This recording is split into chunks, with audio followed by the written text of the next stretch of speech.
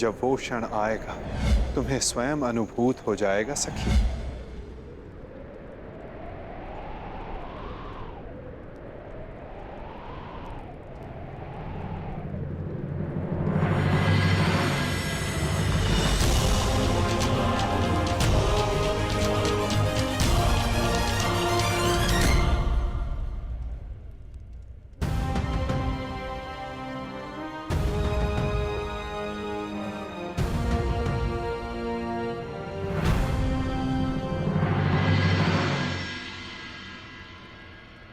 पहले एक सूत पुत्र आया और अब ब्राह्मण। सत्य कहा था देवकी नंदन ने, ये स्वयंवर तो अविस्मरणीय रहेगा।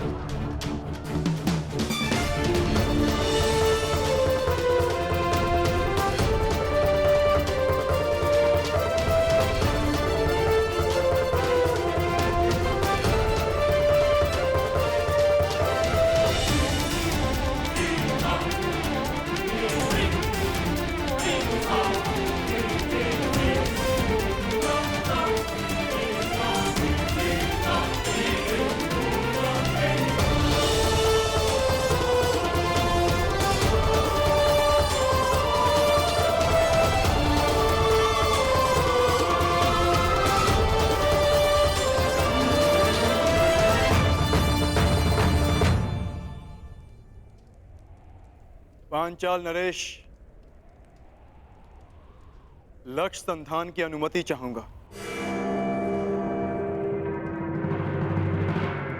ब्राह्मण देवता, आप भूलवश यहाँ आ गए हैं। यज्ञशाला दूसरी ओर है और भिक्षादान द्वार पर हो रहा है। जाइए। सुना है ब्राह्मणों के श्राप में बड़ी शक्ति होती है। ऐसा ना हो कहीं इस मीन को श्राप देकर नीचे गिरा दें।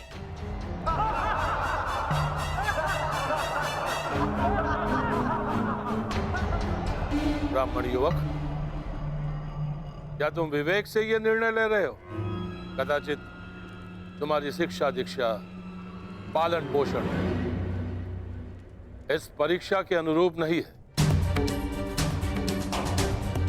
यहां उपस्थित सारे योद्धाओं का परिणाम तो तुम देख ही चुके हो।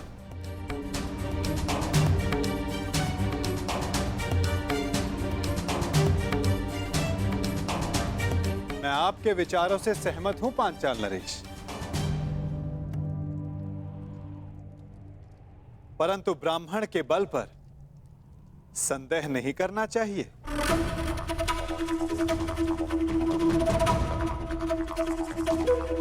मानसिक दृष्टा शारीरिक बल से अधिक प्रभावी होती है।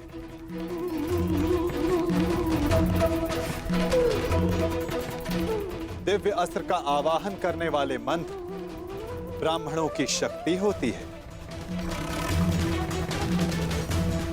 और फिर श्री परशुराम भी ब्राह्मण ही तो हैं।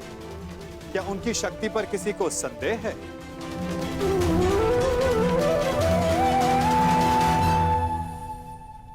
वासुदेव, इस युवक को अनुमति दिलाने के लिए इतना बल क्यों दे रहे हैं? छोड़ो ना मित्र, जितना अपमान सहना था सह लिया। अब यहां रुकने का कोई अर्थ नहीं। चलो यहां से। रुको, मैं ये देखना चाहता हूं कि यहां क्या होने जा रहा है। और जैसा कि मैंने पहले भी कहा पांचाल नरेश, ये स्वयंवर है। अंतिम निर्णय द्रौपदी का होगा।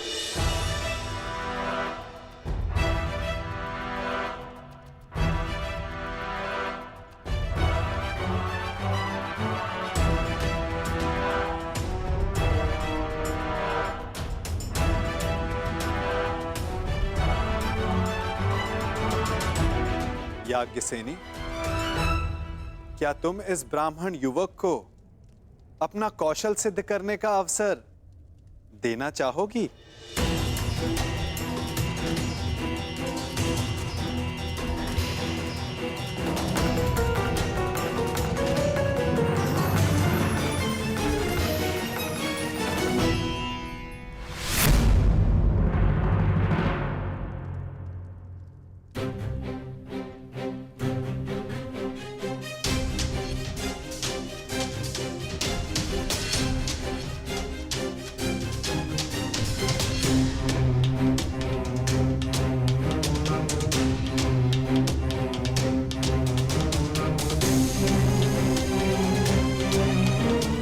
ब्राह्मण युवक, तुम्हें अनुमति है।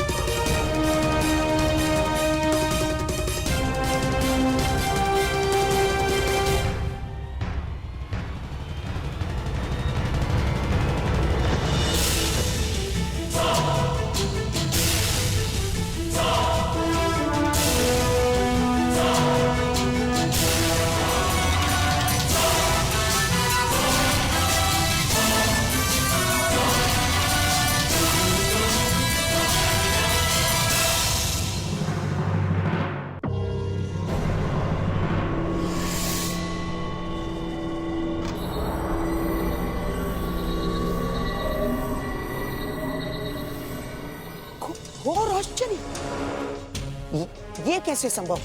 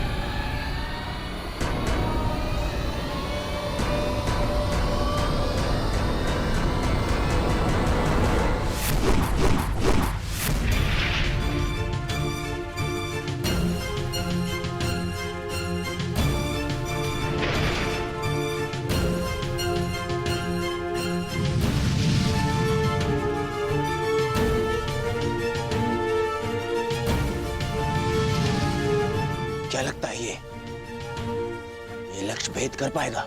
अवश्य मित्र।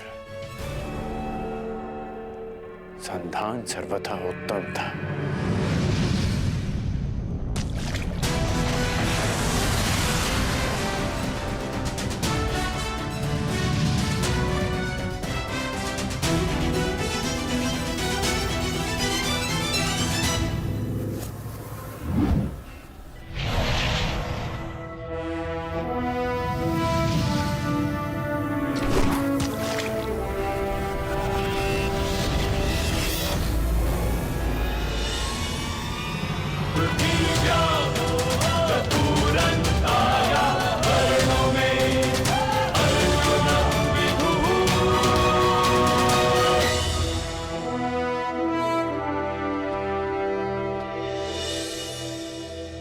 अब अपने वर का चयन तुम्हारे हाथों में है सखी। क्या तुम इस युवक का चयन करोगी? ये चयन तो युगों पूर्व हो चुका है केशव। मैंने ये जन्म सिर्फ ये अनुभव करने के लिए लिया है कि क्या मेरा चयन उचित था।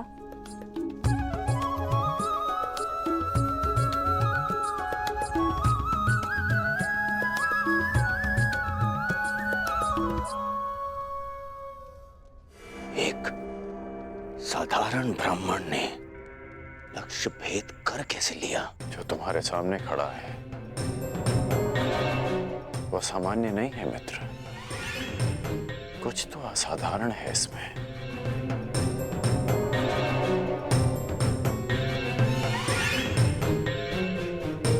जो मैं अनुभव कर रहा हूं वो असंभव से भी परे है।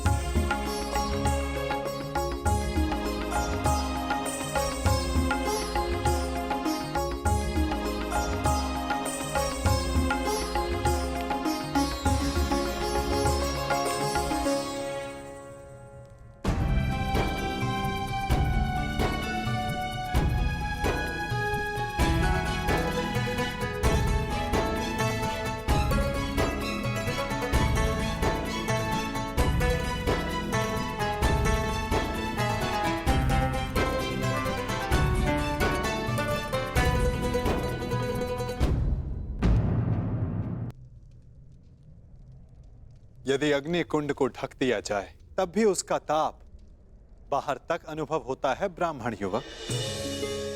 तुम्हारे भीतर की योद्धा की अग्नि को ब्राह्मण वेश रोक ना सका। और अग्नि तो पुनीता होती है। जब तक तुम्हारे जीवन का उद्देश्य पूर्ण ना हो जाए तुम्हें भस्म कैसे कर सकती है?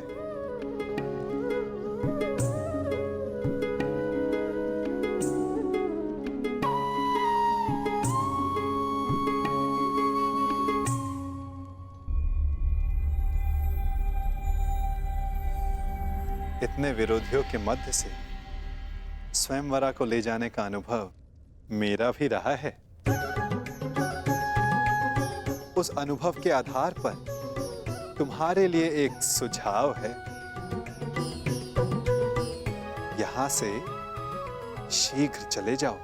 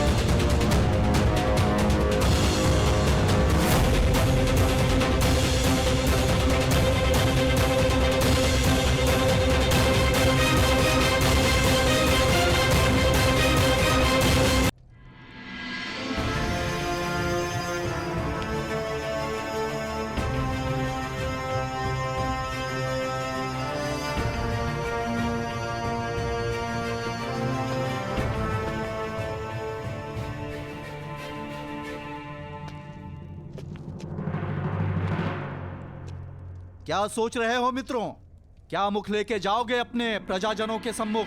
जब वो पूछेंगे कि स्वयंवर में क्या हुआ, तो ये गाथा बताओगे कि हम महाबली एक धनुष तक ना उठा सके और हमारी नाक के नीचे से भिक्षा पे जीवन व्यतीत करने वाला एक ब्राह्मण पांचाली को लेके चला गया। अगर पांचाली हमारी न हुई तो किसी की नहीं होगी। हम उस ब्राह्मण का वध कर देंगे। मुझे अनुभव हो रहा है कि शीघ्र ही यहाँ कुछ अशुभ घटित होने वाला है। अशुभ तो घटित हो चुका है मित्र। एक साधारण ब्राह्मण हम क्षत्रियों के माथे पे कलंक लगा गया, और मैं ऐसा नहीं होने दे सकता, कदापि नहीं। मित्र, कुछ अनुचित मत कर बैठना। स्मरण रहे कि इस ब्राह्मण युवक ने परीक्षा में सफल होकर द्रौपदी का वर्ण किया। कैसे भूल जाऊं अपना अपमान, हस्तिनापुर का मान, तुम्हारा अपमान। चलो क्षत्रिय वीरों, हो तो अपने माथे का कलंक। चलो।